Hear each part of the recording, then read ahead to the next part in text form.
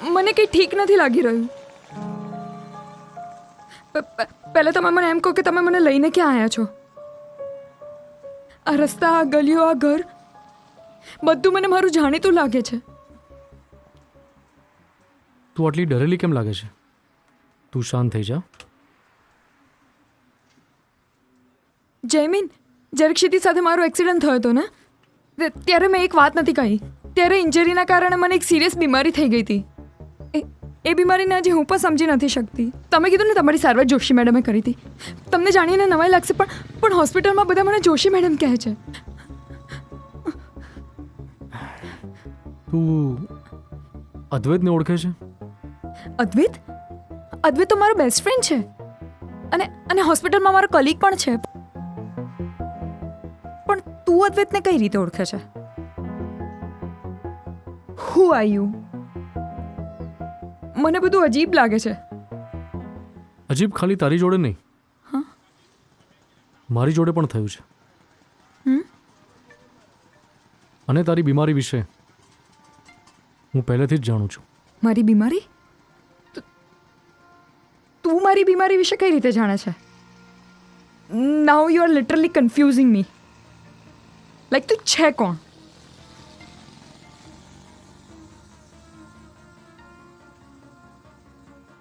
તું એક કામ કર, તું ઘરે ચાલ, તને બધું જ ખ્યાલ આવી જશે.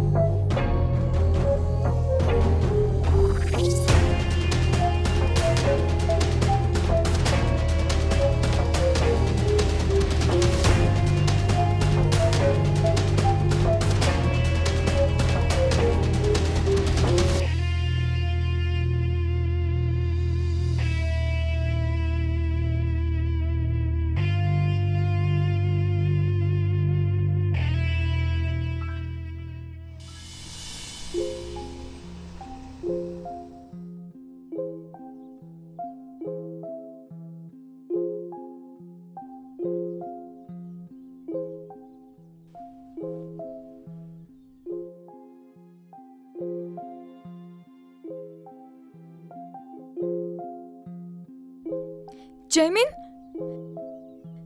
જયમીન, તારા ને મારા ફોટા અહીંયા? તું કોણ છે? મને કંઈ સમજાતું નથી. હું તને ઓળખી કેમ નથી શકતી? આ શું થઈ રહ્યું છે મારી સાથે? કોઈ મને કહેશે અહીંયા શું ચાલી રહ્યું છે? What the hell is happening? Janvi, અદ્વૈત, અદ્વૈત તું અહીંયા? અદ્વૈત, આ જયમીન કોણ છે?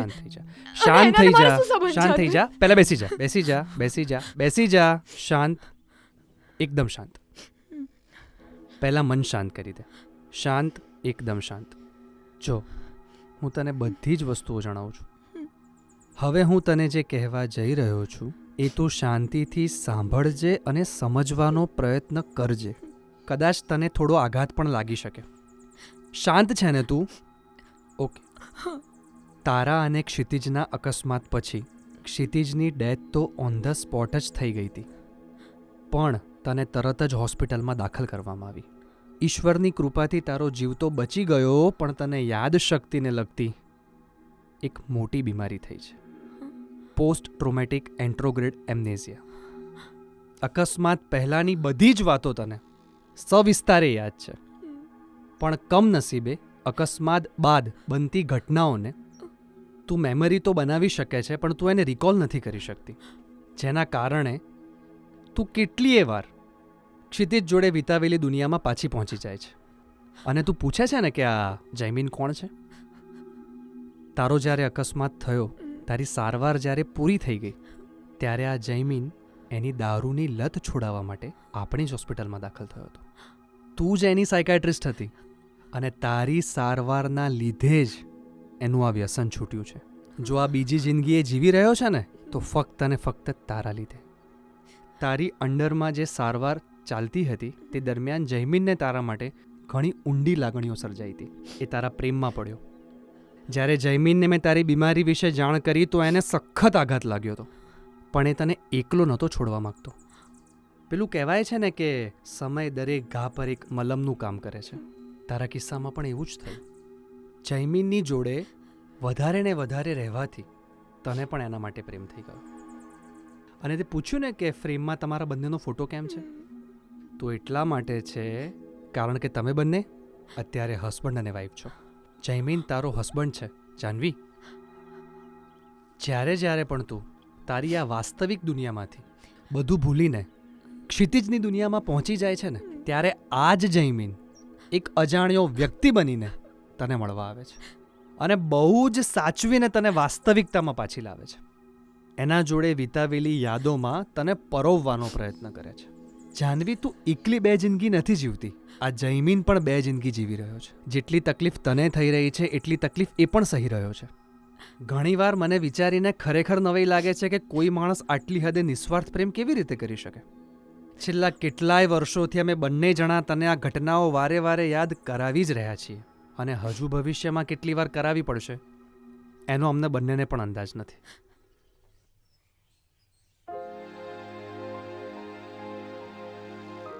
જીવનના છેલ્લા શ્વાસ સુધી અને તું ઠીક ના થાય ત્યાં સુધી હું આ બે જિંદગી જીવવા તૈયાર છું.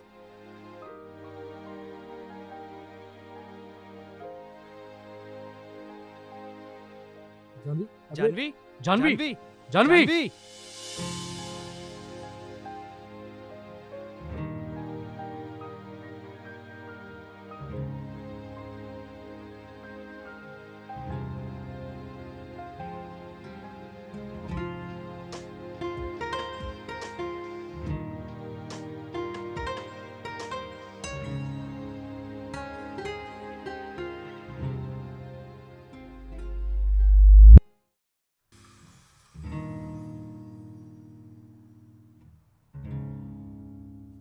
અદ્વૈત,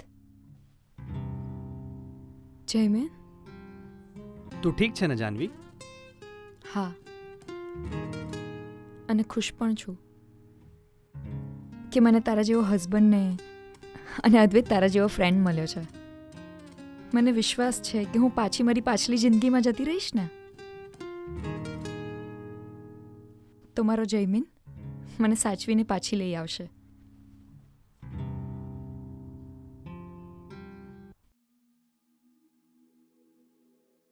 ડિયર જયમીન, હું તારો આ પ્રેમ અને આ અહેસાન ક્યારેય ભૂલી નહીં શકું. ને મને ખબર છે કે તું મારી આ બીમારીના લીધે ઘણું બધું ભોગવી રહ્યો છે, અને હું ફરી બધું પાછું ભૂલી જાઉં ને એ પહેલાં મારે તને કંઈક કહેવું છે. ઓર્કિડના ફૂલોની એક ખાસિયત છે, તને ખબર છે? એને ડિવાઈડ કરો ને તો એકદમ સિમેટ્રિકલી ડિવાઈડ થાય, એટલે કે એક સરખા બે ભાગ. હું પણ આ ઓર્કિડના ફૂલોની જેમ બે ભાગમાં વેચાઈ ગઈ છું. મારા જીવનનો એક ભાગ હંમેશા ક્ષિતિજ સાથે રહેશે અને બીજો ભાગ તારી જોડે. ઘણા દિવસથી હું ઘરમાં મૂંઝાઈ રહી છું. મારું મન મને વારે ઘડી ક્ષિતિજની યાદોમાં લઈ જાય છે. કાલે સવારે હું તને ન મળું ને તો તારી પાસે મારો જે ભાગ બચ્યો છે ને એ લઈને આવી જશે. હું ક્ષિતિજ સાથે વિતાયેલી દુનિયામાં ક્યાંક તને મળીશ, અને મને ખબર છે કે તું મને કંઈ બી કરીને શોધી લઈશ.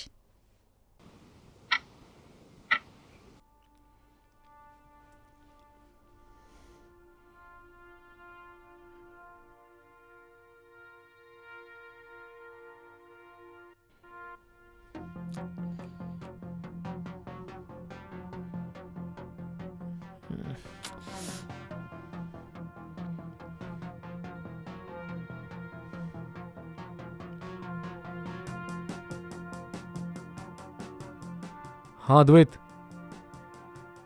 હા પહોંચવું પડશે. હા હું નીકળું છું. હું મોકલું લોકેશન. હા હા નીકળું છું. હા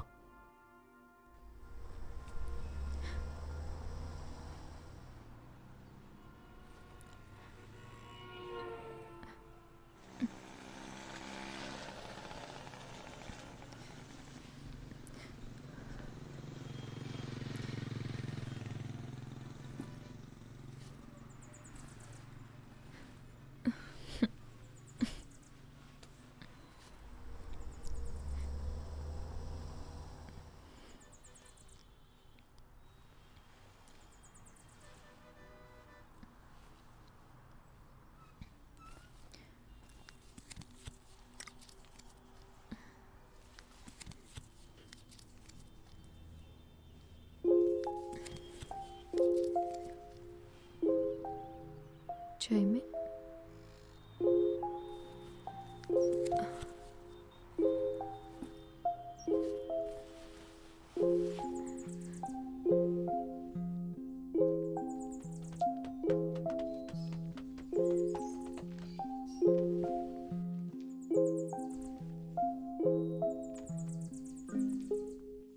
તું જા.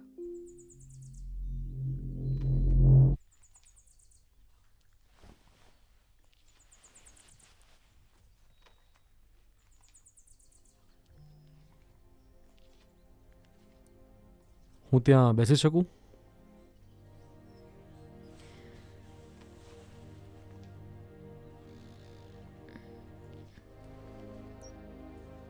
ઓર્કિડ તમારું નામ જયમીન છે? હા. એકચ્યુઅલી એક્સિડન્ટ પછી હું એક બીમારીમાં ફસાઈ ગઈ છું. મારા ક્ષિતિજની યાદોમાં હું કયા રસ્તે જઉં છું ને એનું મને પણ ભાન નથી. મારા ફોનની બેટરી પણ ડેડ છે. પાણી પીવા માટે મેં બોટલ કાઢવા માટે પર્સમાં હાથ નાખ્યો ને તેમાંથી આ ચિઠ્ઠી નીકળી છે. ચિઠ્ઠીમાં લખ્યું છે કે હું ક્યારેય કંઈ ભૂલું કે ખોવાઈ જાઉં ને તો મારે આ જગ્યા પર આવવાનું છે. ત્યારે વ્હાઇટ ઓર્કિડ સાથે જયમીન નામનો એક વ્યક્તિ આવશે અને મને બધું જ યાદ કરાવી દેશે. મને મારા ઘરે પણ લઈ જશે. તમે એ જ જયમીન છો ને? હા, હું એ જ જયમીન છું. અને મને ખ્યાલ છે તમારી બીમારી વિશે, અને તમે ક્યાં રહો છો એ બી મને ખ્યાલ છે. તો તમે ચિંતા ના કરો, હું તમને તમારા ઘરે મૂકી જઈશ. અને હા, આ વ્હાઇટ ઓર્કિડ બી તમારા માટે જ છે. ઓર્કિડ્સ? Thank you. તો જઈએ. ટેન્શન ના લો, હું લાગુ છું ગુંડા જેવું, પણ છું નહીં. Okay, let's go. After you.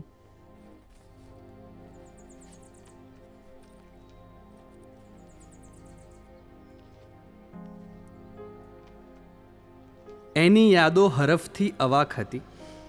એની વેધક વેદનાનું કારણ પુષ્પની એક જાત હતી. કાપી રહ્યા હતા બંને મુસાફર દુઃખનું એ અંતર. ફક્ત તડકો જ હતો રસ્તામાં, છાંયડાની બંનેને તલાશ હતી. એક અનોખો પ્રેમ જેની પૂર્ણતામાં પણ એક અધુરાશ હતી. જોડે તો હતા પણ બંનેની આંખોમાં એક ભીનાશ હતી. સંબંધ હોય તો આવો જ હોય હેરત. સંબંધ હોય તો આવો જ હોય હેરત. ના અપેક્ષા હતી ના ફરિયાદ હતી. અધિકાર કોઈ જ નહોતો, ફક્ત તેને સાચવવાની વાત હતી. એની યાદો હરફથી અવાક હતી.